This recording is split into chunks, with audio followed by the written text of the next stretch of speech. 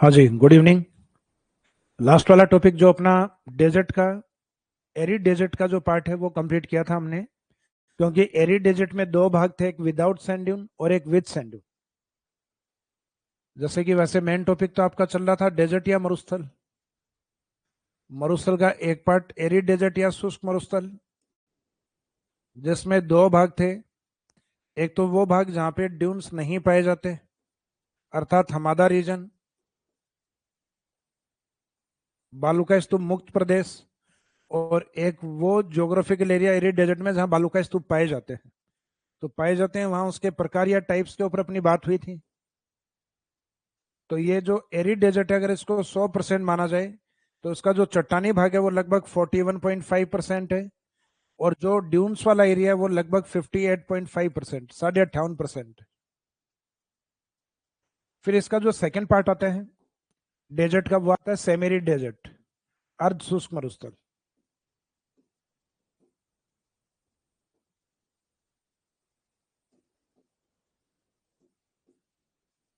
जो कि एरिड से अधिक वर्षा वाला भाग है, डबल वर्षा होती है। जैसे इसमें 0 से 25 है, तो सेमेरिड में 25 से 50 सेंटीमीटर। फिर इसको अध्ययन की दृष्टि से हमने कितने भागों में डिवाइड किया था, तो इसको हमने 4 भागों में विभाजित किया। तो ये लास्ट वाली क्लास जो अपनी कंप्लीट हुई थी, कि इसको 4 पार्ट्स में डिवाइड किया। अब इसके जो 4 पार्ट थे उसमें दो तो रिवर बेसिन थे, लूनी बेसिन, घग्गर बेसिन। दो ज्योग्राफिकल एरिया थे, नागौर एंड शेखावाटी। नागौर अपने निकटतम ज्योग्राफिकल एरिया से थोड़ा अधिक हाइट पर है, इस कारण उसको कहते हैं नागौरी प्लेन, नागौरी उच्च भूमि। जबकि शेखावाटी में एक अंतःप्रवाही नदी है कांतली, इस कारण कहते हैं शेखावाटी इनलैंड, शेखावाटी अंतःप्रवाह क्षेत्र। तो लास्ट में चारों भौतिक प्रदेशों के, यानी जो सेमेरिड के जो 4 पार्ट अपन ने किए थे उनके चारों के नाम बता दिए थे। आज उनकी विशेषताओं के ऊपर अपने बात करेंगे, जिसमें सबसे पहले स्टार्ट करेंगे हम लूनी बेसिन को। तो जो सेमेरिड डेजर्ट के अंदर अर्ध शुष्क मरुस्थल में जो सबसे नीचे वाला जो भाग है, ये वाला पार्ट अरावली के पश्चिम की तरफ, यानी जो थार डेजर्ट के अकॉर्डिंग देखा जाए तो थार डेजर्ट अपना ये वाला पार्ट, तो थार डेजर्ट के मुख्यतः दक्षिणी पूर्वी भाग में। तो वैसे तो पुलिस कांस्टेबल एग्जाम में पूछा गया है, लेकिन काफी अच्छा क्वेश्चन था कि लूनी बेसिन कहाँ स्थित है, चंबल बेसिन में, मेवाड़ एरिया में, या राजस्थान के पूर्वी मैदान में, या थार डेजर्ट के दक्षिण पूर्व में। तो थार डेजर्ट को डिवाइड करके देख लो आप, ये थार मरुस्थल का हिस्सा है। तो थार मरुस्थल के अकॉर्डिंग ये साउथ और ईस्ट वाले पार्ट में है। तो ये फर्स्ट जो पार्ट साउथ ईस्ट थार का जो पार्ट है वो लूनी बेसिन है।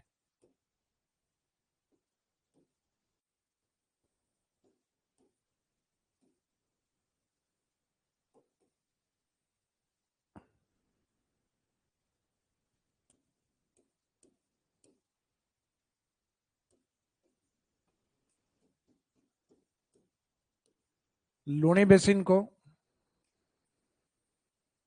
गोडवाड़ बेसिन भी कहा जाता है।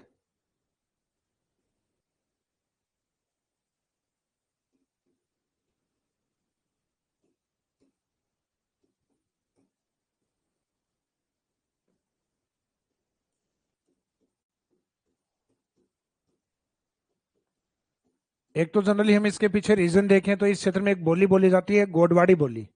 तो ये मुख्य कारण है कि जो गोडवाड़ी बोली बोली जाती है वो क्षेत्र गोडवाड़ बेसिन के नाम से भी प्रसिद्ध है। तो Luni basin is also known as Godwar basin. और तो यहाँ की बोली गोडवाड़ी है और क्षेत्र गोडवाड़ है।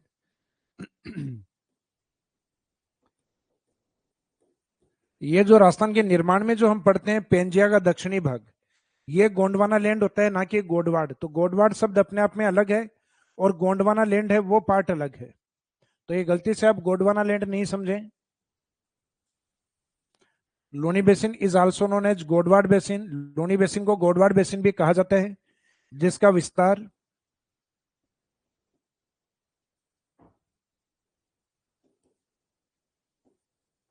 जिसका विस्तार एक तो पश्चिमी राजस्थान का जो मेन डिवीजन हेडक्वार्टर अर्थात जोधपुर है,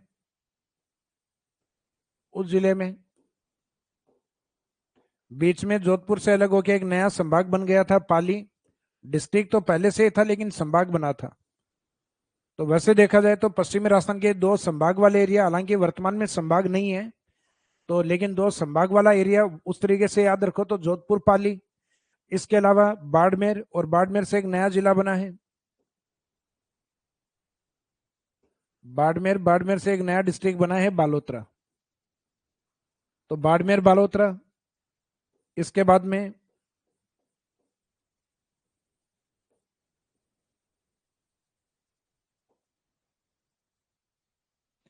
कुछ पार्ट इसमें जालोर, और कुछ जगह इसमें सिरोही भी लिखा हुआ रहता है, क्योंकि सिरोही से भी लूनी बेसिन का कुछ पार्ट आता है। तो ऑथेंटिक बुक्स में भी वैसे सिरोही मेंशन है, नहीं करो तो भी कोई बात नहीं, क्योंकि यहाँ अपन जो लूनी बेसिन है उसको पढ़ रहे हैं डेजर्ट के तौर पे, क्योंकि अपन सेमेरिड डेजर्ट के तौर पे लेके चल रहे हैं लूनी बेसिन को, ना कि पूरा लूनी का मैदानी भाग नहीं पढ़ रहे अपन।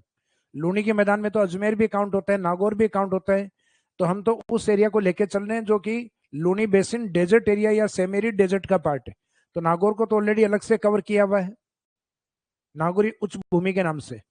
तो मीनिंग है कि लूनी बेसिन में यहाँ जो मेन जिले हैं वो जोधपुर पाली, बाड़मेर बालोतरा और जालोर, और एक सिरोही लिखना चाहो तो सिरोही भी। तो ये मुख्यतः इसका विस्तार है, जो कि अरावली के जस्ट पश्चिम में अजमेर से नीचे की ओर। तो इसमें एक जोधपुर का एरिया, एक जस्ट नीचे उसके पाली का पार्ट, आगे बाड़मेर एंड बालोतरा का हिस्सा, फिर कुछ पार्ट है जालोर एंड सिरोही का पार्ट। तो इस तरीके से इसमें डिस्ट्रिक्ट आते हैं अरावली के पश्चिम वाले, या थार डेजर्ट के अकॉर्डिंग देखें तो थार डेजर्ट का दक्षिणी पूर्वी भाग। फिर इस बेसिन की, लूनी बेसिन की कुछ करेक्टरिस्टिक्स या कुछ विशेषताएं हैं।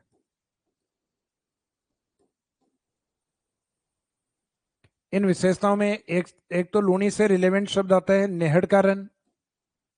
तो नेहड़ इसमें एक स्थान है जालोर की तरफ, जहां पे पानी भरता है, और नेहड़ गांव स्थान है, नेहड़ वहां रन बनता है, नेहड़ का रन।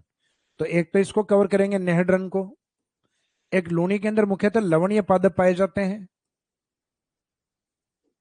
तो लवणीय पादप उस एरिया में अधिक होते हैं जहां रन एरिया हो, जैसे कि पचपदरा का जो एरिया है, यानी बाड़मेर पचपदरा है वर्तमान में, सॉरी बालोतरा में।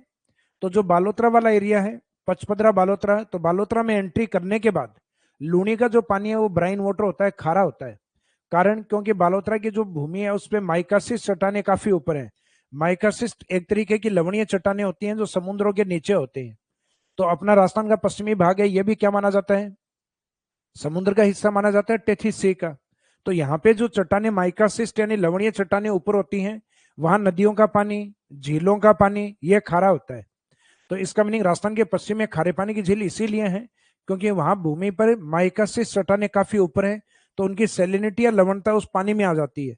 तो लूनी नदी जब बालोतरा जाती है तो वहां उसमें पानी खारा होता है, और उस खारे पानी में डेवलप होने वाली वनस्पति को हम कहते हैं लवणीय पादप, यानी हेलोफाइट प्लांट्स। जैसे पानी में होते हैं वो हाइड्रो होते हैं, यानी जलोदभिद पादप, और जो नमक या लवणता में उत्पन्न होते हैं उनको कहा जाता है हेलोफाइट प्लांट, लवणोद्भिद पादप। तो इसमें लवणीय पादप भी प्रसिद्ध है जो मुख्यतः बालोतरा की तरफ। फिर कुछ ज्योग्राफिकल टर्म्स इसमें और भी यूज की जाती है, जैसे लूनी में एक आता है रोही का मैदान। तो रोही का मैदान क्या है ये भी हम कवर करेंगे। एक टर्म्स ज्योग्राफिकल टर्म्स इसमें आती है बजादा, ये भी कवर किया जाएगा। बजादा के अलावा एक ज्योग्राफिकल टर्म्स इसमें आती है इंशेलबर्ग।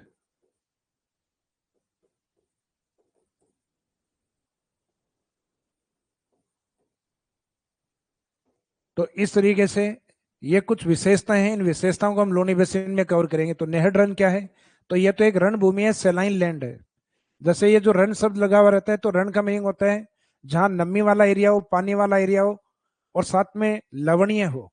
तो पानी वाला एरिया होता है वो सामान्यतः दलदली भाग होते हैं, मार्शी लैंड के रूप में होते हैं। तो मार्शी लैंड जो कि सेलाइन और लवणीय हो, तो उन लवणीय और दलदली भूमियां, और जब जमीन लवणीय है तो सामान्य सी बात है वो उपजाऊ नहीं होकर अनुपजाऊ है। तो लूनी बेसिन की लवणीय, दलदली और अनुपजाऊ भूमियों को रन कहा जाता है, जो राजस्थान में जैसलमेर बाड़मेर की ओर अधिक है। तो उसमें से एक रन जालोर की तरफ भी आता है लूनी वाले एरिया के अंदर, जिसका नाम है नेहड़ का रन। तो ये नेहड़ का रन लूनी में या लूनी बेसिन में, क्योंकि लूनी बेसिन ही कवर कर रहे हैं अपन, लूनी बेसिन में जालोर में स्थित तो बीच में इसकी लोकेशन हम सांचौर लिखते थे क्योंकि सांचौर में चला गया, लेकिन वापस सांचौर जिला कैंसिल होने के बाद ये जालोर में है। फिर नेक्स्ट पॉइंट लवणीय पादप। तो लूनी का जो पानी है वो लवणीय होता है बालोतरा में, तो लवणीय पादप बालोतरा में स्थित है इसमें। तो ये तो जैसा लिखा हुआ एज इट इज वैसा ही है, लवणीय पादप यानी हेलोफाइट प्लांट्स।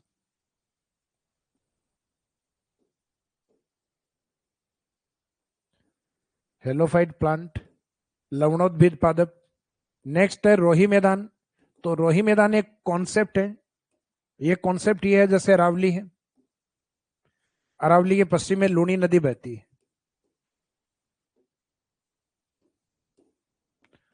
लूनी रिवर, और ये वाला पार्ट अरावली। तो अरावली और लूनी के बीच में जो एक उपजाऊ मैदानी भाग बनता है इसको कहा जाता है रोही।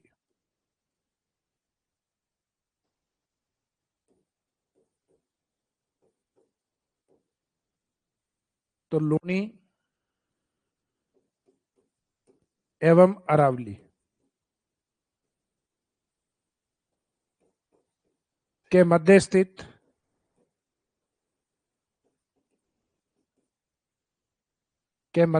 उपजाऊ मैदान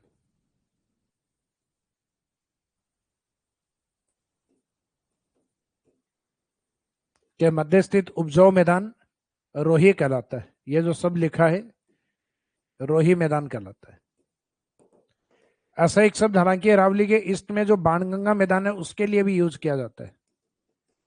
तो इसका मीनिंग ये कॉन्सेप्ट होता है कि पर्वत और पर्वतों के निकट जो रिवर बेसिन जो होते हैं या नदी बेसिन होते हैं, तो नदी बेसिन और उस माउंटेन के बीच का जो एरिया होता है तो वो उपजाऊ मैदानी भाग अपने आप में रोही होता है। तो वो चाहे अरावली के ईस्ट में हो कोई नदी, उसके बीच का मैदान भी रोही होगा। लेकिन जब कई बार पूछ लिया जाता है किस नदी के मैदान को रोही कहा जाता है, तो आंसर होता है बाणगंगा। और मुख्यतः लूनी और अरावली के बीच का जो उपजाऊ मैदानी भाग है उसको भी रोही कहा जाता है। तो इसका मीनिंग वास्तव में कॉन्सेप्ट ये होता है कि पर्वत है और उसके एक तरफ नदी है और उन दोनों के बीच का जो उपजाऊ मैदानी भाग है वो अपने आप में रोही मैदान है। तो रोही प्लेन का मीनिंग समझ में आ गया। अरावली और लूनी के बीच के उपजाऊ मैदानी भाग को मीनिंग ए फर्टाइल रीजन या fertile plain which is situated between Luni and Aravalli is known as Rohi plain. अब जो रोही मैदानी भाग है ये कोई स्पेसिफिक जिले में नहीं दिया हुआ, तो ये तो याद नहीं करना है अपने को। तो रोही कॉन्सेप्ट है लूनी और अरावली के बीच का उपजाऊ मैदानी भाग, लूनी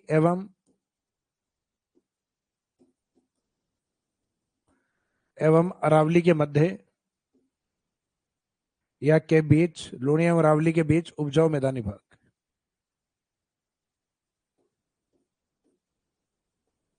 के बीच उपजाऊ मैदानी भाग।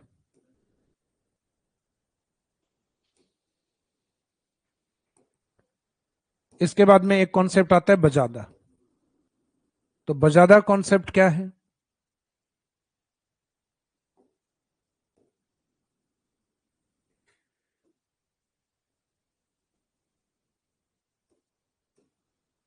जैसे डेजर्ट एरिया मरुस्थलीय क्षेत्र है,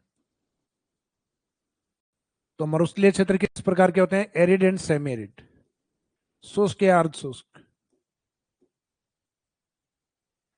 यानी या तो बिल्कुल कम वर्षा वाले होंगे या एवरेज से भी कम वर्षा वाले होंगे, यानी सेमेरिड, और बिल्कुल कम है तब एरिड। मीनिंग है ज्योग्राफिकल एरिया कौन सा होना चाहिए? डेजर्ट। डेजर्ट एरिया में जहां पर्वतीय क्षेत्रों से ड्रेनेज सिस्टम एक्टिव होता है, नदियां एक्टिव होती हैं, तो वो क्या करती हैं? नदियां पहाड़ी क्षेत्रों के पास में सेडिमेंट्स को जमा करती हैं जो आगे की ओर जाते हुए कम मात्रा में रहता है। जैसे पहाड़ियों के नीचे सेडिमेंट थोड़े ज्यादा होंगे क्योंकि बारिश ऊपर से नीचे की ओर आएगी, आगे जाके वो मुख्यतः सेडिमेंट्स की मात्रा कम हो जाती है क्योंकि आगे जाके वो नदी का रूप ले लेती है, नाले का रूप ले लेती है। अब पहाड़ों से जैसे जैसे इस प्रकार ये जो नदियां आती हैं सेडिमेंट जमा करती हैं, आगे जाके ड्रेनेज सिस्टम या नदी के रूप में वापस पहाड़ों के नीचे इस तरीके से सेडिमेंट जमा करती हैं और आगे जाके नदी के रूप में। तो इस तरीके से पहाड़ों के नीचे जो मैदानी भाग है ये आपको एक पंख या फैन जैसी आकृति में दिखाई देते हैं। तो शुष्क और अर्ध शुष्क मरुस्थलों में अर्थात मरुस्थलीय क्षेत्र में पर्वतीय क्षेत्रों के नीचे की ओर जो गाद या जलोढ़ के मैदान या जलोढ़ पंख के जो मैदान होते हैं इसका मीनिंग है कि यहाँ जो थोड़ी बहुत नदियां एक्टिव होती हैं वो नीचे जलोढ़ जमा करती हैं, अर्थात जो एक गाद और कीचड़ के रूप में भी हो सकता है अगर बारिश का टाइम है। बारिश का टाइम नहीं है तो सूखे हुए मैदान होंगे।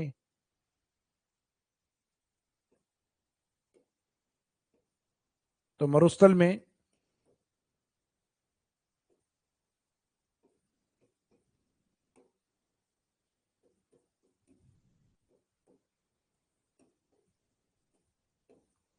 जलोढ़ पंख के मैदान,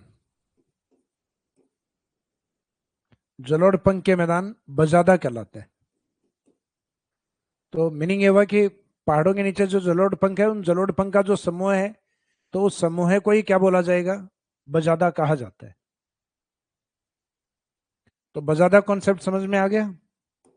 एक तो डेजर्ट कंडीशन होनी चाहिए मरुस्थल, और उसके बाद में नदियों के द्वारा जमा किए गए यानी जो जलोढ़ है जो कि पंख जैसी आकृति में होते हैं, तो जलोढ़ पंख के मैदानों को इनको बजादा कहा जाता है। लेकिन ज्योग्राफिकल एरिया डेजर्ट होना चाहिए आपका। इसके बाद में नेक्स्ट है इंसेलबर्ग।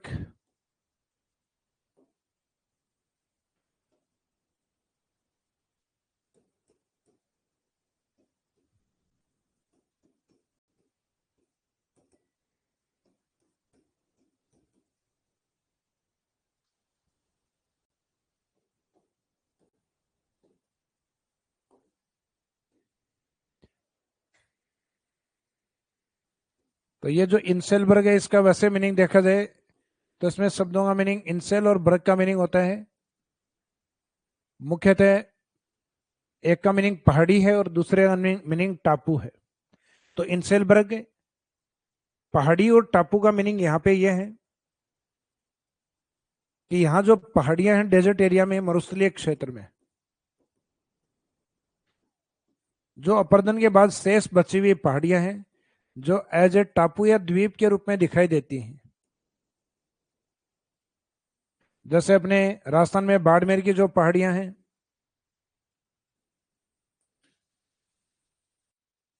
राजस्थान के अंदर मुख्यतः जालोर की जो पहाड़ियां हैं, तो ये बाड़मेर जालोर ये वाली जो पहाड़ियां हैं ये मुख्यतः इंसेलबर्ग के एग्जाम्पल हैं। तो इनका मीनिंग ले सकते हैं कि मरुस्थल में अपरदन के बाद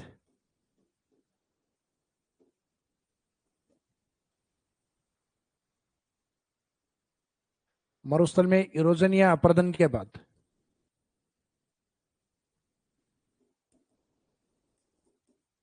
जो अवशिष्ट पहाड़ियां नहीं, जो बची हुई पहाड़ियां हैं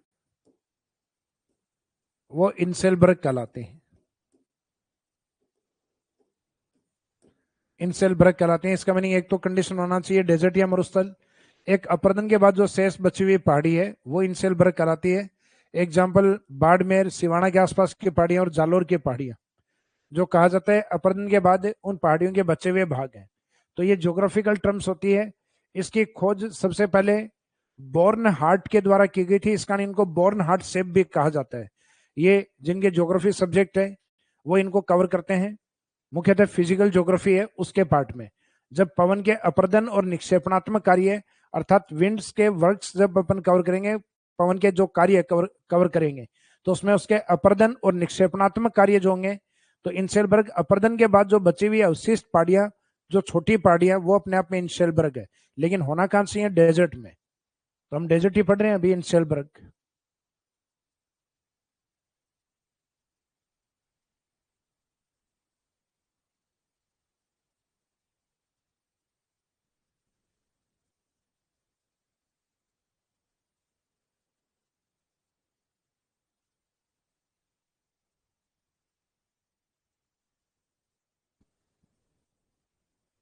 इनको रिप्लाई कर दिया सर, ठीक।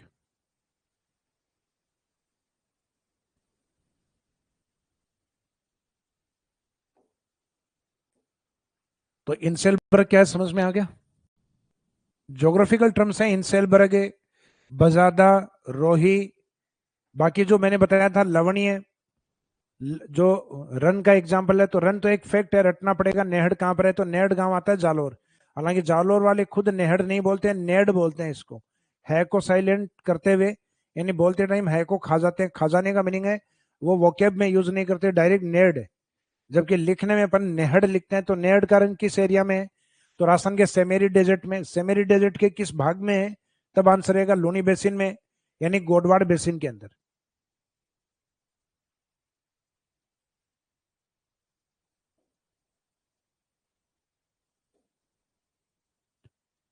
तो ये अपने कंप्लीट हो गए। लूनी लूनी बेसिन में नेहड़ कारण जालौर में है। लवणीय पादप इसमें उस एरिया में पाए जाते हैं जहां नदी का पानी लवणीय होता है, यानी बालोतरा। रोही मैदान लूनी और अरावली के बीच का उपजाऊ मैदानी भाग रोही। बजादा मरुस्थलीय क्षेत्र में पहाड़ियों के नीचे जो जलोढ़ पंख के जो मैदान होते हैं, पहाड़ियों के नीचे वाले जो तलहटी में मैदान होते हैं उनको बजादा कहा जाता है। फिर इंसेलबर्ग, वहां अपर्दन के बाद जो शेष बची हुई पहाड़ियां डेजर्ट में है, वो अपने आप में क्या है, वो इंसेलबर्ग है। तो अपना जो सेमेरी डेजर्ट यानी अर्ध शुष्क मरुस्थल है,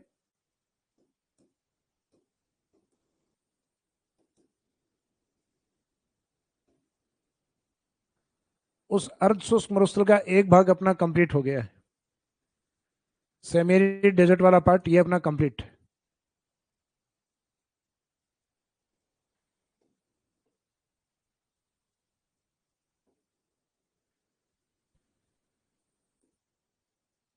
सॉरी, हाँ सेमेरी डेजर्ट का एक भाग यानी जो लूनी बेसिन है।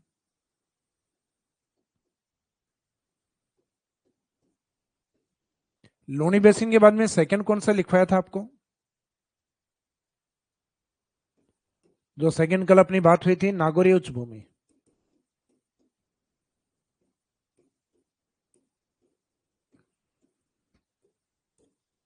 Nagauri upland,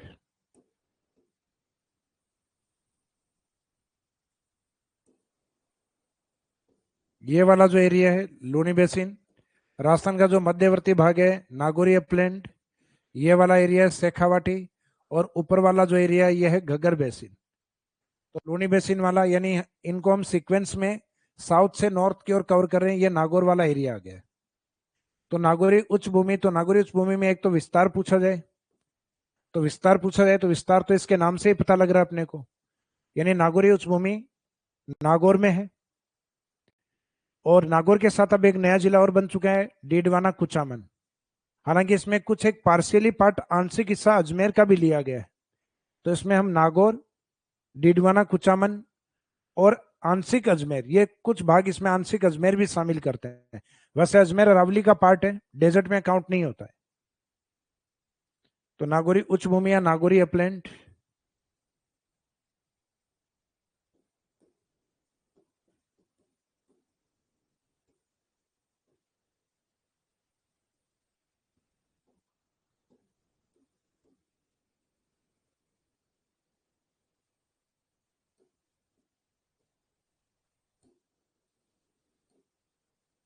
Nagauri upland. तो नागौरी अपलैंड एक्सटेंड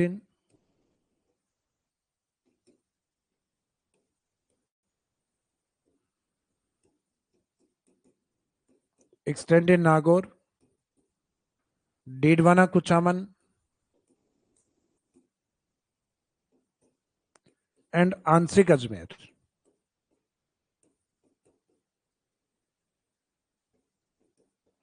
अब इसको उच्च भूमि बोला है तो इसका मीनिंग इसकी हाइट या ऊंचाई। तो ये भी ध्यान रखना, कुछ जगह मेंशन की हुई है अपने हिंदी ग्रंथ अकादमी वाली बुक्स वगैरह, और एच एस शर्मा की जो बुक है, यानी यूनिवर्सिटी में, राजस्थान यूनिवर्सिटी में जो चलती है, तो लगभग 450 मीटर।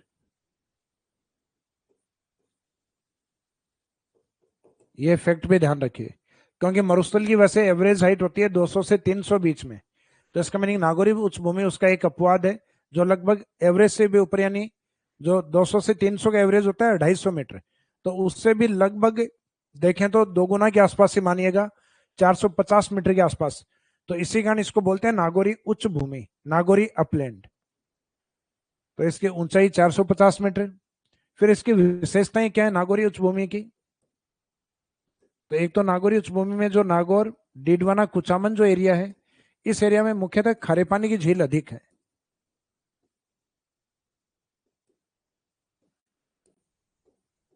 खारे पानी की झील अधिक।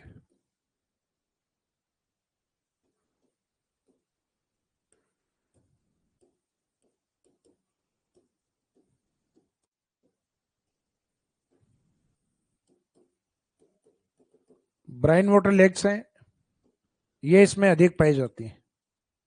इसके बाद में नागौरी उच्च भूमि की विशेषताओं में दूसरा पॉइंट अगर हम देखें तो कुबड़ पट्टी।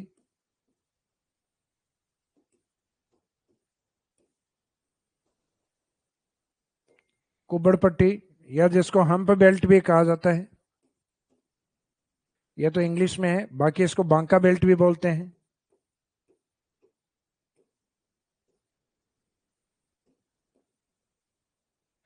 बांका बेल्ट यानी बांका पट्टी।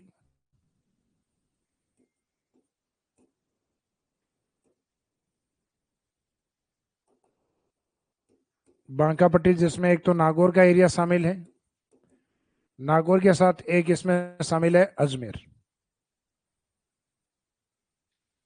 तो ये वाला जो पार्ट है इसमें नागौर अजमेर, तो नागौर अजमेर का जो बीच का भाग है उसको कहा जाता है कुबड़ पट्टी या बांका बेल्ट। और ये मुख्यतः फ्लोराइड के लिए प्रसिद्ध क्षेत्र है। हालांकि पूरे राजस्थान में ही फ्लोराइड है। जहां जहां पानी ग्राउंड वाटर जो है वो नीचे जाएगा तो इसका मीनिंग फ्लोराइड चट्टाने उसमें मिक्स होकर आती हैं। तो जमीन में फ्लोराइड हर जगह ही है लगभग।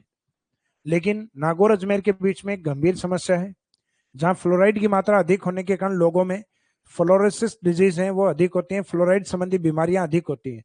जैसे एक तो पीठ के अंदर जो बैकबोन है उसमें फुलावट आना, जैसे ऊंट के शरीर पे होता है कुबड़ा। तो इसका मीनिंग है उसको, उससे उस रोग को कुबड़ या हड्डियों में टेढ़ा बनाने के कारण उसको बांका भी कहते हैं, बांका यानी टेढ़ा। तो बांका बेल्ट या कुबड़ पट्टी का क्षेत्र है जहां फ्लोरोसिस बीमारी अधिक होती है। तो एक तो इसमें कुबड़ पट्टी नागौर में कौन सा एरिया शामिल है, तो एग्जाम में जनरली ये क्वेश्चन अधिक आता है। नागौर अजमेर, नागौर अजमेर जो अधिक फ्लोराइड के कारण,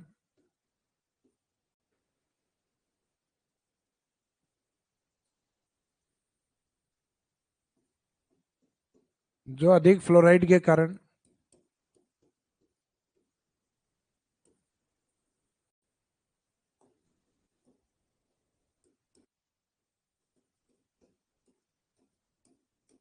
अधिक फ्लोराइड के कारण प्रसिद्ध है। इस क्षेत्र में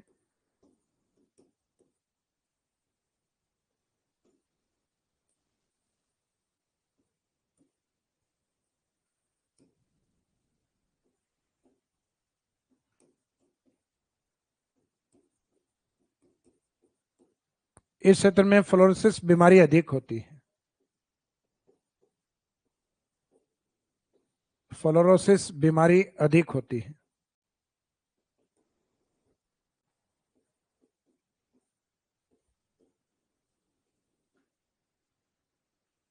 इस क्षेत्र में फ्लोरोसिस बीमारी अधिक होती है।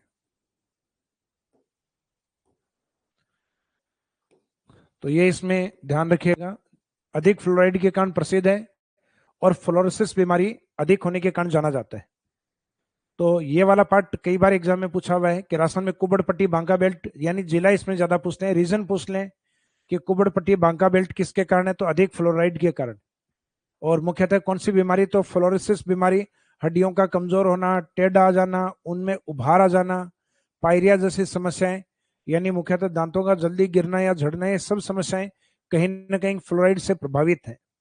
यानी हड्डी संबंधी जो रोग हैं वो जनरली ज्यादा होते हैं इसमें।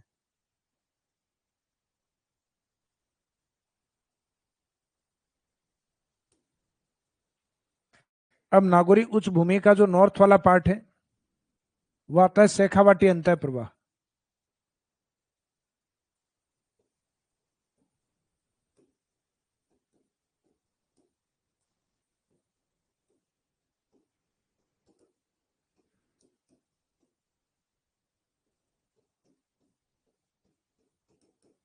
शेखावाटी अंतः प्रवाह क्षेत्र, तो शेखावाटी अंतः प्रवाह क्षेत्र का विस्तार कहां पर है,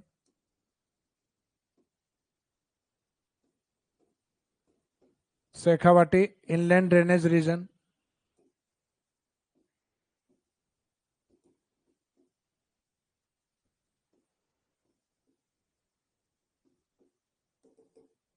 Shekhawati inland drainage reason.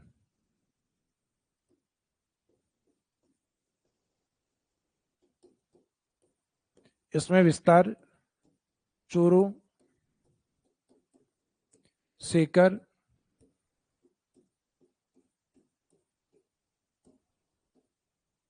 Jhunjhunu एवं उत्तरी नागौर।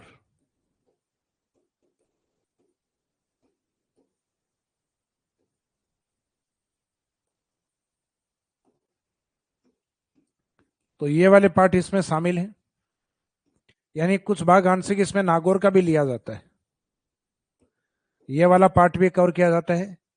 तो नागौर का कुछ भाग वो है जो डीडवाना कुचामन वाला पार्ट है, कुछ आंशिक नागौर वाला पार्ट। तो उत्तरी नागौर में कुछ आंशिक भाग डीडवाना कुचामन भी काउंट होता है इसमें।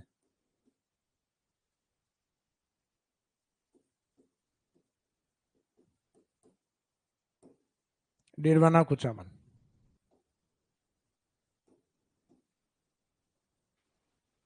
अब इस ज्योग्राफिकल एरिया की विशेषताएं क्या हैं?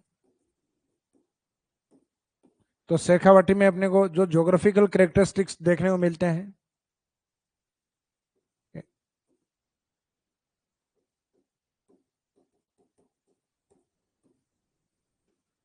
उन विशेषताओं में शेखावाटी अंतःप्रवाह की विशेषताओं में एक तो आता है अपने तोरावाटी शब्द। तो तोरावाटी शब्द कांतली नदी के कैचमेंट एरिया को कहा जाता है। जैसे ये अरावली का खंडेला का पार्ट है, सीकर का पार्ट, यहां से चूरू के बॉर्डर की तरफ एक नदी जाती है जिसका नाम है कांतली, कांतली रिवर।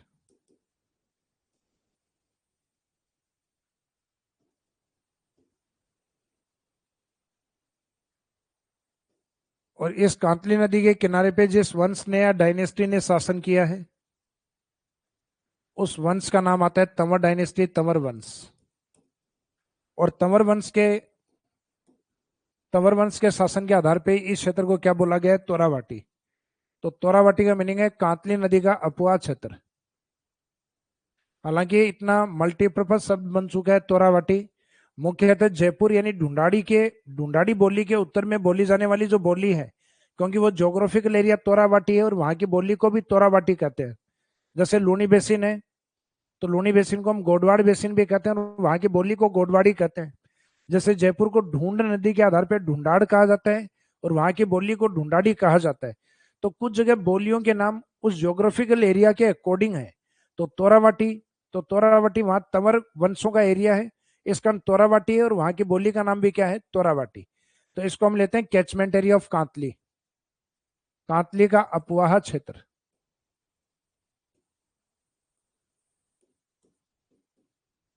कांतली नदी का अपवाह क्षेत्र तोरावाटी कहलाता है।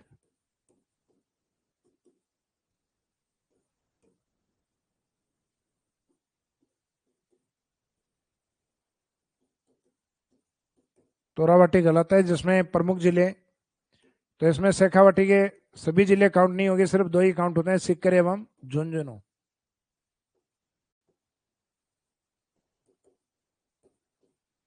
शेखावाटी में मुख्यतः चूरू, सीकर, झुंझुनू और नागौर का उत्तरी भाग, नॉर्थ पार्ट ऑफ नागौर, ये सभी शामिल किए जाते हैं। जबकि तोरावाटी के नाम से सिर्फ दो ही catchment area of Kantli, Kantli का अपवाह क्षेत्र शामिल होता है। तो ये तोरावाटी शब्द का मीनिंग समझ में आ गया। Catchment area of Kantli is known as Torawati.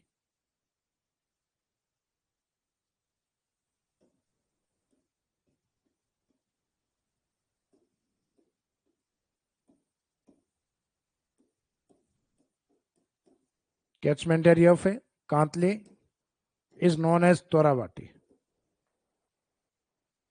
इसके बाद में तोरावाटी, बाद में लोनी एरिया में जो विशेषताएं कैरेक्टरिस्टिक्स हैं, उसमें एक आता है बीड़।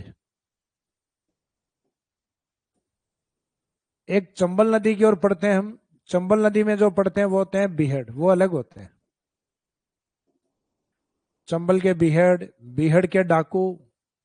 तो चंबल का बीहड़, चंबल नदी के कटाव के कारण जो गड्ढे बनते हैं, जैसे चंबल जहां से जा रही है वो गड्ढा है, पास का एरिया ऊपर है, फिर गड्ढा है, फिर ऊपर है, फिर गड्ढा है, फिर ऊपर है।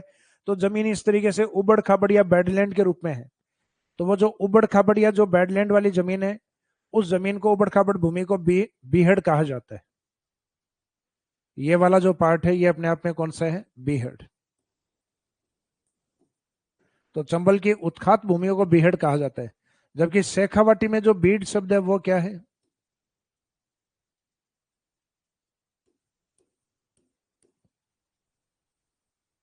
तो इसमें अपनी तरफ से इसको मॉडिफाई मत कर देना कि सर हो सकता है यहाँ बीड़ी पीते हो तो बीड़ी में से एरिया को बीड़ और पीने वाले उत्पाद को बीड़ी कहा जाता है, तो बीड़ी अलग है।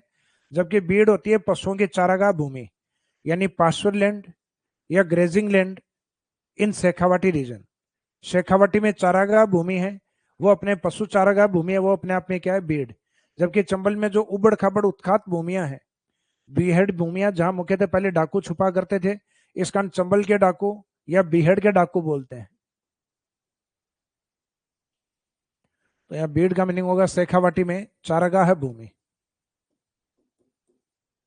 तो इसका मीनिंग ये सब शेखावाटी में ज्यादा प्रचलित होता है। होने को अपने जयपुर वाले हिस्से में भी है, बाकी जो अदर रीजन है उनमें भी मिलेंगे।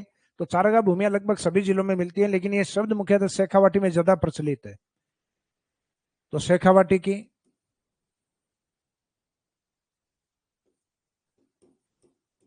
या शेखावाटी के चारागाह भूमि क्षेत्र को,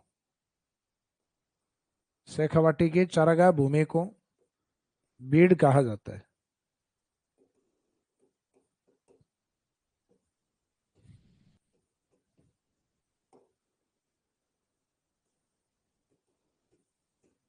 चारागाह भूमि को बीड़ कहा जाता है।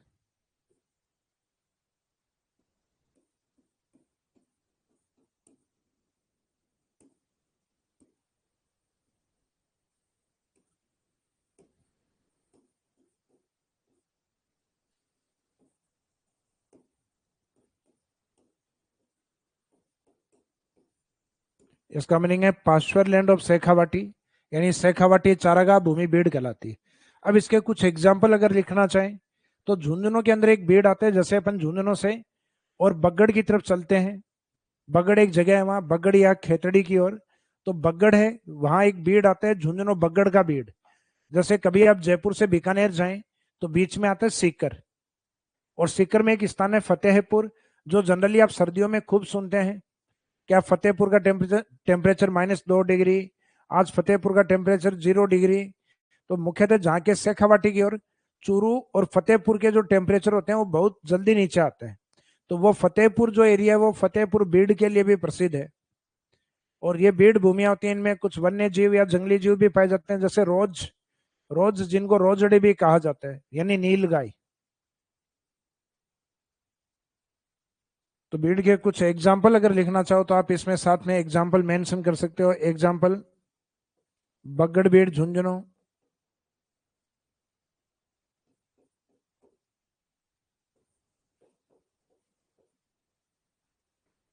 बगड़ बीड़ झुंझुनू, और एक फतेहपुर का बीड़ सीकर।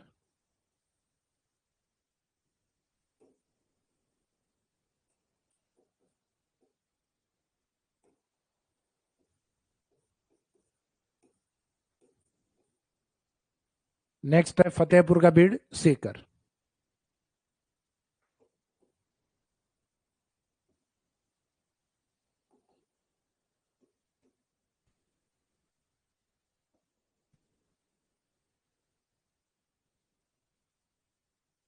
शेखावाटी जो अन्य विशेषता है उसमें एक विशेषता आती है जोहड़।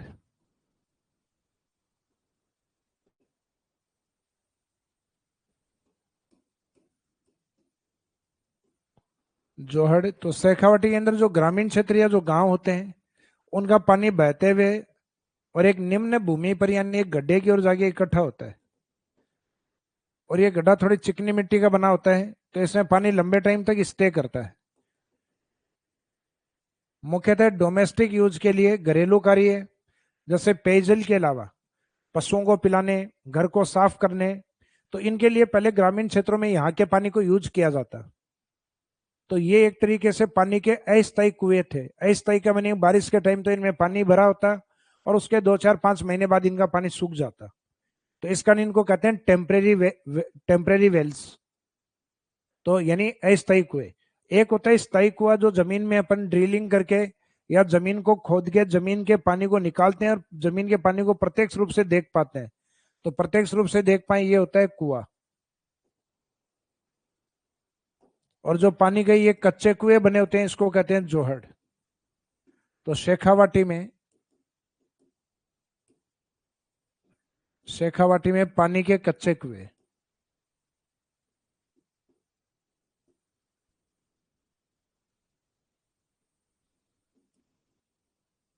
शेखावाटी में पानी के कच्चे कुएं जोहड़ कहलाते हैं।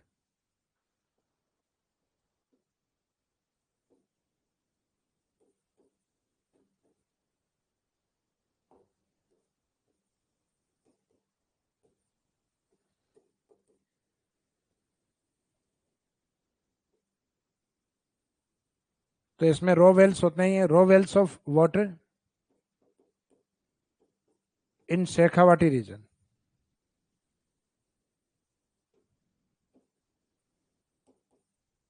शेखावाटी में पानी के कच्चे कुएं। और ये जो खोद के बनाते हैं, इसमें लंबे टाइम तक पानी का यूटिलाइज कर सकते हैं, जब तक जमीन में पानी आए, 15 साल, 20 साल, 50 साल। लेकिन जोड़े का पानी उतना ही यूज कर पाएंगे जितना बारिश का पानी आया है। इस कारण ये स्थायी या परमानेंट नहीं होकर टेम्परेरी वेल्स होते हैं, यानी एक तरीके से रो वेल्स होते हैं। तो टेम्परेरी वेल्स या row wells of water in Shekhawati region, Shekhawati में पानी के कच्चे कुएं जोहड़ कहलाते हैं। तो इसमें पानी के कच्चे कुएं, कच्चे पानी के कुएं मत लिख देना, पानी कच्चा नहीं होता, कच्चा बादाम ही था। जो गाना आया था ना बीच में, काचा बादाम करके।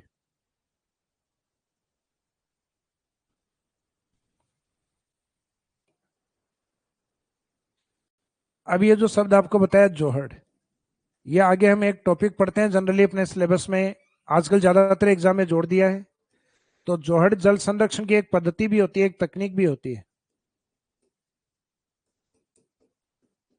जल संरक्षण तकनीक है जो शेखावाटी की ओर अधिक अपनाई गई है। और मुख्यतः इसके संरक्षण के लिए अलवर के एक व्यक्तित्व हैं राजेंद्र सिंह।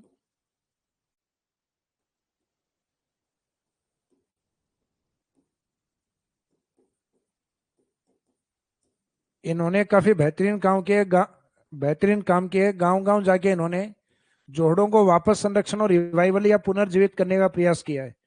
तो अलवर राजेंद्र सिंह जी को जोहड़े वाले बाबा भी कहा जाता है।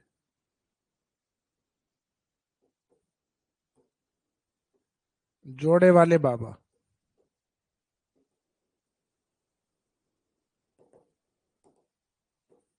तो ये अपने आगे के टॉपिक्स में आते हैं, यहाँ जनरली अपन मेंशन नहीं करते इस पॉइंट को। तो ऐसा बाई चांस कुछ आ जाए कि जोहड़ क्या है, तो जोहड़ पानी संरक्षण की टेक्नोलॉजी है एक, जो मुख्यतः शेखावाटी में अधिक अपनाए जाते हैं, जिनका शाब्दिक अर्थ शेखावाटी में पानी के कच्चे कुओं से लिया जाता है। और ये मुख्यतः संरक्षण के लिए हम बात करें तो अलवर के जो राजेंद्र सिंह जी हैं, उनके द्वारा इन वाटर कंजर्वेशन टेक्निक का उपयोग अधिक किया गया है, या उन्होंने इनको संरक्षण देने का प्रयास किया है। इस आधार पर इनको जोहड़े वाले बाबा के रूप में भी जाना गया है। तो शेखावाटी वाले एरिया में तीसरी विशेषता यानी जोहड़ वाला पार्ट ये अपना कंप्लीट हो गया। फिर शेखावाटी में अगली विशेषता आती है सर। ये SAR वाला है, ना कि जो रेस्पेक्टेड SIR होता है, ये नहीं है। SAR यानी तालाब वाला। सर, सरोवर, तो उसी में से एक तालाब का ही सिनोनियम्स है। तो शेखावाटी में पानी के तालाब जहां बनते हैं वो एरिया होते हैं सर। शेखावाटी में मानसून के दौरान बनने वाले तालाब,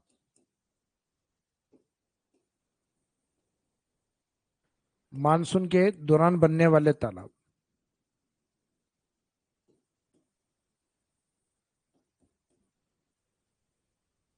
शेखावाटी में मानसून के दौरान बनने वाले तालाब।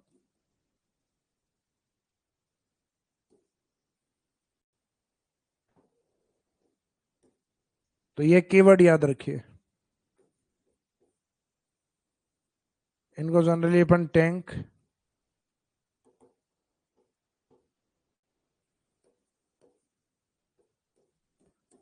ये इसके अलावा अगर ये नेचुरल है तो इनको पॉन्ड भी कहा जाता है।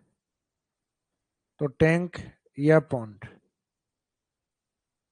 टैंक की जगह tanks and pond, which are formed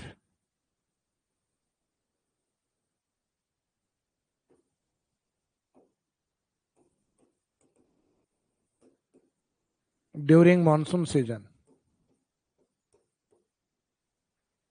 which are formed during monsoon season in Shekhawati region.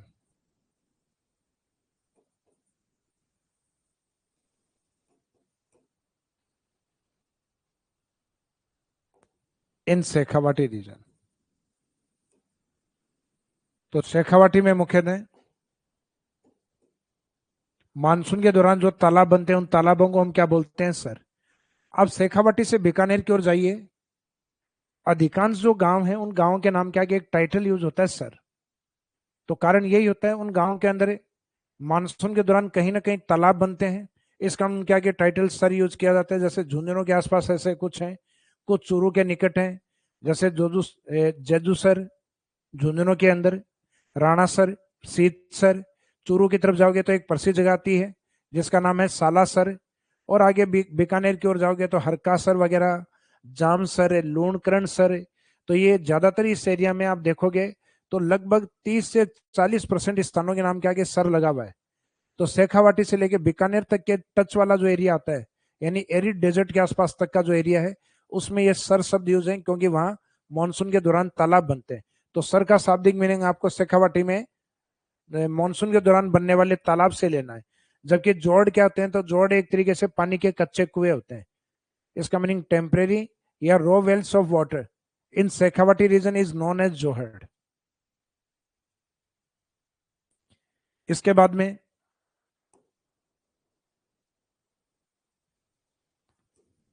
Shekhawati की विशेषता में लास्ट पॉइंट, लवणीय गर्त। लवणीय गर्तों का मीनिंग वही है कि इसमें रणभूमि इस क्षेत्र में भी पाई जाती हैं, जैसे चूरू का ताल छापर। तो ये लवणीय झील का एग्जाम्पल है, लवणीय भूमि है ताल छापर। जैसे आप नागौर का कुछ आंशिक भाग भी इसमें लेते हैं तो डीडवाना, डीडवाना, कुचामन, इनको भी शामिल कर सकते हो। सीकर की ओर रेवासा, जीण माता मंदिर वाला जो क्षेत्र आता है रेवासा और काछोरिया कोछोर। तो ये कुछ इस प्रकार के एग्जाम्पल हैं जो आगे हम खारे पानी की झीलों में भी पढ़ेंगे, उसमें रिपीट होते हैं। तो शेखावाटी क्षेत्र मुख्यतः लवणीय गर्त यानी जो लवणीय यानी रण भूमिया जो है उनके लिए भी प्रसिद्ध है। हालांकि एक रण हमने अलग से भी लिखा था, लूनी बेसिन में बताया था आपको, नेहड़। तो जो नेहड़ का रण है वो मुख्यतः लूनी बेसिन की तरफ प्रसिद्ध है।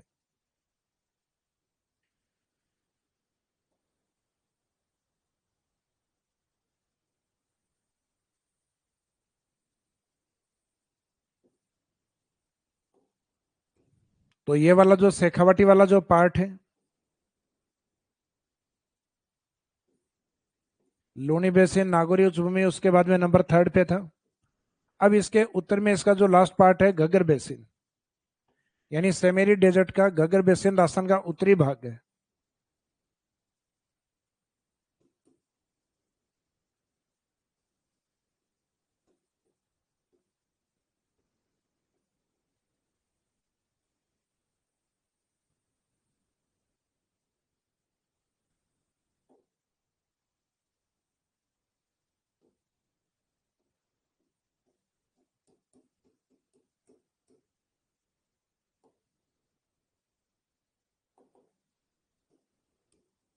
तो ये जो घग्गर बेसिन वाला जो पार्ट है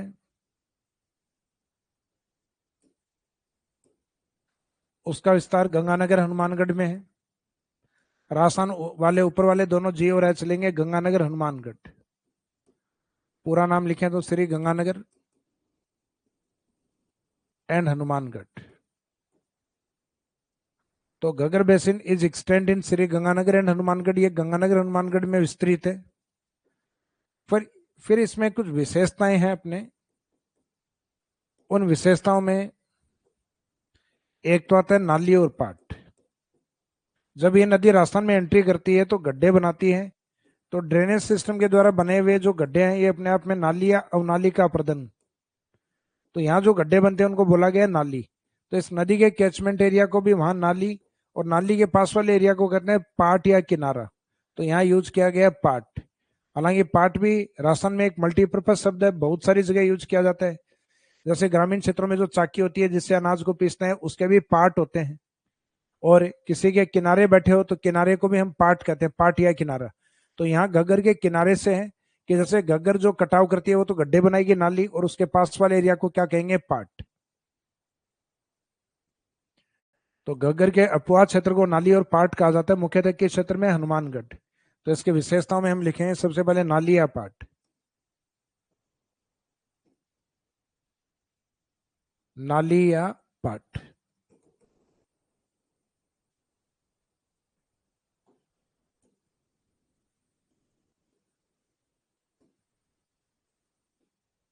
हनुमानगढ़ में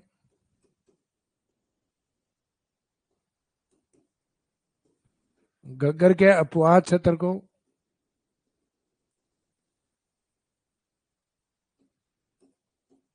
घग्गर के अपवाद क्षेत्र को नाली या पाट कहा जाता है।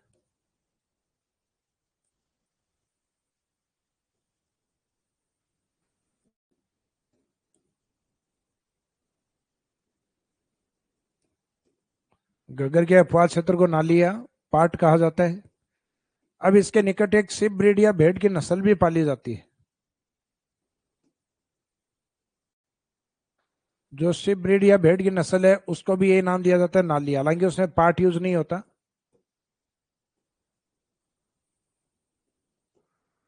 तो इस क्षेत्र में भेड़ की नस्ल है उसको भी नाली या पाट कहा जाता है। सॉरी, भेड़ की नस्ल में केवल नाली शब्द, पार्ट यूज नहीं होगा। तो sheep breed is also known as Nali in this reason. तो ये शब्द मुख्यतः हनुमानगढ़ क्षेत्र की तरफ है, नाली, नाली या पाट। फिर दूसरा है इसमें काठी या बग्गी। तो घग्गर बेसिन में पाई जाने वाली चिकनी और उपजाऊ मिट्टियों को कहा जाता है।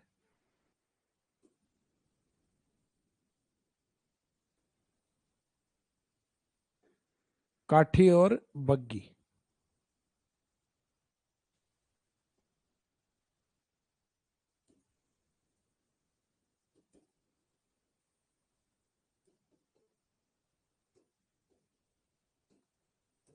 घग्गर बेसिन में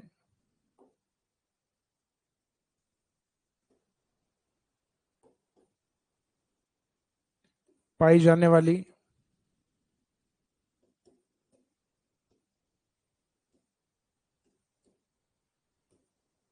चिकनी एवं उपजाऊ मिट्टी।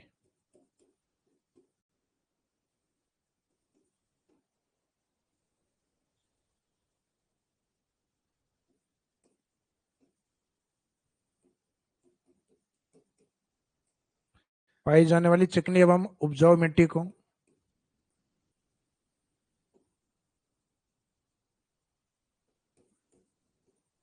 काठी या बग्गी कहा जाता है।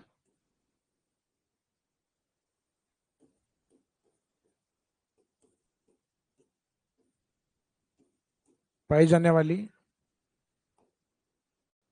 चिकनी एवं उपजाऊ मिट्टी को काठी या बग्गी कहा जाता है। तो ये इसमें ध्यान रखिएगा। अब ये मिट्टी मुख्यतः राजस्थान के उत्तरी भाग में आप लोगों ने सुना है कि अपने घग्गर बेसिन में एक तो अनाज के रूप में गेहूं और चावल अच्छा उत्पादित होता है। हालांकि चावल सर्वाधिक तो नहीं होता, गेहूं ज्यादा होता है, एंड जिसको कणक भी कहते हैं अपन। और एक मुख्यतः कैश क्रॉप्स यानी जिससे अधिक आमदनी प्राप्त हो, कपास, और गंगानगर शुगर मिल के लिए गन्ना भी तैयार होता है, जिनको हम कहते हैं कैश क्रॉप्स या नकदी फसलें। यानी वो फसलें जिनकी इंडस्ट्रीज में डिमांड ज्यादा होती है, उनको बेचने पे तुरंत आमदनी प्राप्त हो, वो अपने आप में नकदी या कैश क्रॉप्स के नाम से प्रसिद्ध है। तो इस क्षेत्र में उत्पादित प्रमुख फसलें, तो काठिया बग्गे क्या है, घग्गर बेसिन में पाई जाने वाली लोमी एंड फर्टाइल सॉइल, चिकनी एवं उपजाऊ मिट्टियां।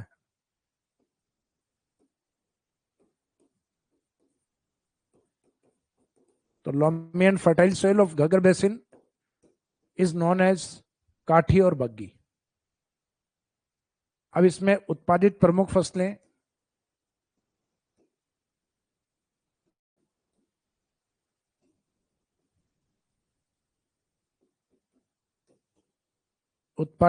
फसलें अगर अनाज के रूप में देखें तो यहाँ पे गेहूं और चावल, और कैश क्रॉप्स के रूप में देखें नकदी फसलों के रूप में तो मुख्यतः कॉटन या कपास का अच्छा उत्पादन होता है, और इसके साथ शुगर केन या गन्ने का उत्पादन भी होता है। तो जिसमें उत्पादित प्रमुख फसलें in which produced major crops wheat, rice, cotton and sugarcane, यानी उत्पादित प्रमुख फसलों में गेहूं, चावल, अनाज हो गए, और नकदी में कपास और गन्ना हो गया। तो राजस्थान के जो सेमी एरिड डेजर्ट जो अभी अपन ने कंप्लीट किया है, इसमें इसकी इंडिविजुअल विशेषताएं क्या क्या थी, इसका मीनिंग नेहड़ का रन किससे जुड़ा हुआ है, लूणी से, किस जिले में, जालोर। लवणीय पादप, तो लवणीय पादप बालोतरा में। किस नदी बेसिन का, तो बालोतरा आपको पता है लूणी बेसिन का पार्ट है। मुख्यतः बजादा क्या है, पहाड़ों के नीचे जो जलोढ़ पंख वाली जो मैदान होते हैं पहाड़ों के पदीय भाग में, उन मैदानों को बजादा कहा जाता है।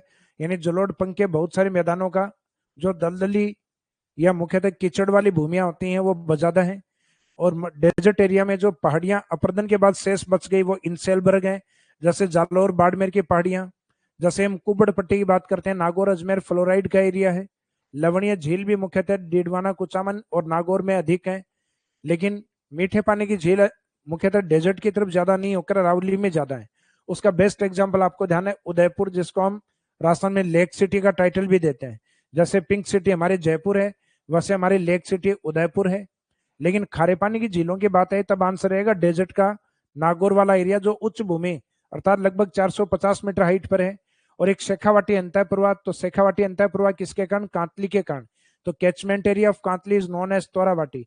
कांतली के अपवाह क्षेत्र को यानी कैचमेंट एरिया को तोरावाटी कहा जाता है, जो सिक्कर झुंझुनों में है, चूरू उसमें शामिल नहीं होगा। फिर शेखावाटी में जोहड़, जो पानी के कच्चे कुएं हैं। शेखावाटी में सर, जो मानसून के दौरान बनने वाले तालाब हैं। और उसके अलावा कुछ लवणीय गर्त भी पाए जाते हैं, जैसे ताल छापर, सीकर का कोछोर, सीकर में रेवासा। तो इस प्रकार के कुछ लवणीय भूमियों के एग्जाम्पल हैं जिनको लवणीय गर्त कहा जाता है। और उसके बाद में जो एक पार्ट आता है अपना जो घग्गर वाला पार्ट है, तो घग्गर वाले पार्ट में एक तो आता है उसके पार्ट को, सॉरी उसके कैचमेंट एरिया को पार्ट और नाली कहते हैं हनुमानगढ़ के अंदर, क्योंकि घग्गर जैसे एंट्री करती है वो गड्ढे बनाती है, तो नाली और पार्ट। और उसके बाद में उस नाली और पार्ट वाला जो एरिया, उसमें उत्पादित प्रमुख फसलें जो हैं, क्योंकि नाली और पार्ट वाला जो एरिया उसके पास में एक चिकनी मिट्टी पाई जाती है, काठी और बग्गी जिसको कहते हैं। हालांकि रीजनल नाम है, ज्योग्राफिकल नेम नहीं है, स्थानीय नाम है। तो काठी और बग्गी क्या है, तो घग्गर बेसिन की लोमी एंड फर्टाइल सोइल, चिकनी और उपजाऊ मिट्टियां, जिसमें उत्पादित प्रमुख फसलों में गेहूं है, चावल है, कपास है, और उसके अलावा सुगरकेन या गन्ना है। तो ये फसलें उस क्षेत्र में मुख्यतः अधिक होती है। हाँ जी, अब बताइए डाउट सेशन में आप लोगों के डाउट्स।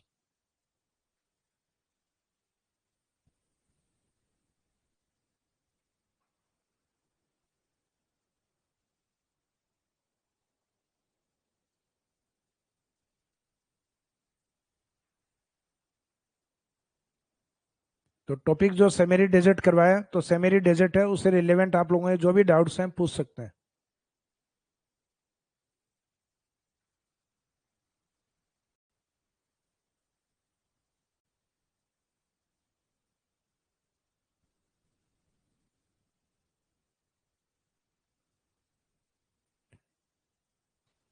हाँ जी, किसी का कोई आंसर नहीं आ रहा।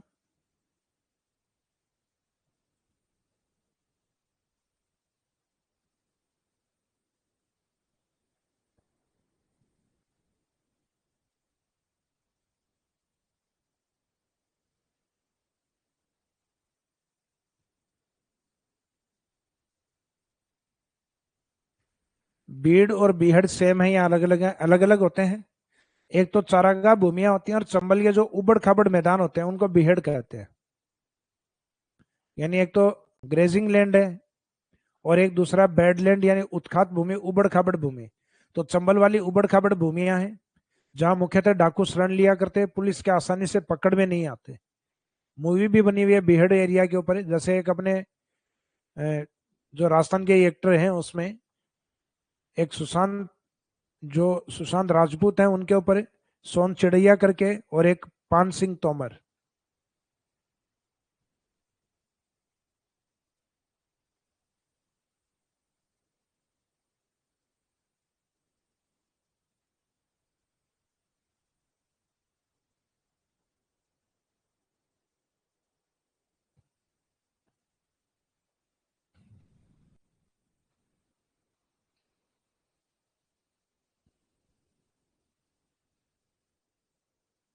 डाउट में कोई क्वेश्चन नहीं आ रहा आप लोगों का?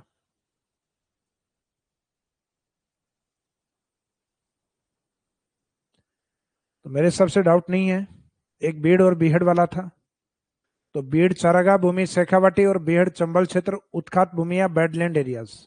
जो हम चंबल पढ़ेंगे तब भी वापस बताएंगे आपको।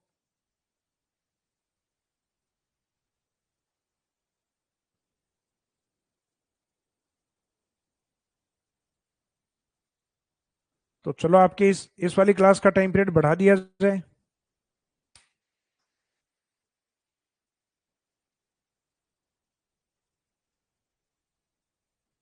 क्या इस क्लास का टाइम पीरियड अपन लगभग 1.5 या 1.25 घंटे कर सकते हैं क्या?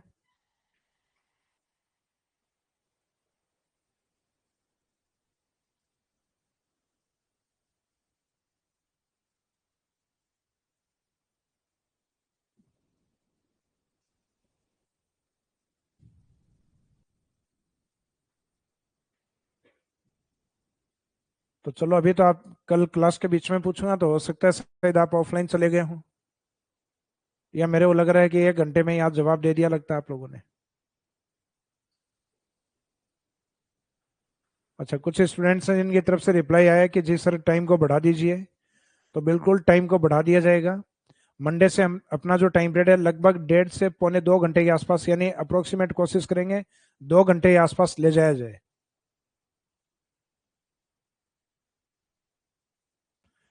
तो आज के इस सेशन को यहीं अपन कंप्लीट करते हैं। Thank you.